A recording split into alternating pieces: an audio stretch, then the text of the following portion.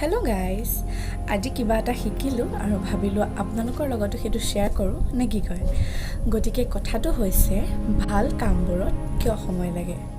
যেনেকৈ টেক্সট বা মেছেজ কৰা বহুত সহজ, কিন্তু এখন চিঠি লিখাটো সিমান সহজ নহয়।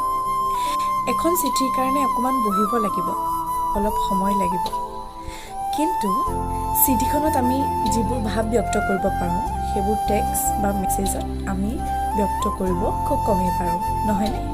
গুগলত গৈ পেলাই কিবা এটা বিচৰাটো খুব সহজ, কিন্তু নিজক বিচাৰোঁতে গোটেই জীৱনটো লাগি যায়। ফেচবুকত হাজাৰ হাজাৰ বন্ধু বনোৱাটো খুব সহজ, ফ্ৰেণ্ড ৰিকুৱেষ্ট পঠিয়ালোঁ, এড হৈ গ'লোঁ। কিন্তু প্ৰকৃত জীৱনত এজন প্ৰকৃত বন্ধু যি সুখতো থাকে দুখতো থাকে, তেনেকুৱা এজন বন্ধু পাবলৈ কিন্তু খুবেই টান। ভালপোৱা পাই যোৱা আৰু বিচাৰি লোৱাটো একদম সহজ, কিন্তু আজীৱন সেই ভালপোৱাজনকে ভাল পাই থকা আৰু ভালপোৱা ৰক্ষা কৰি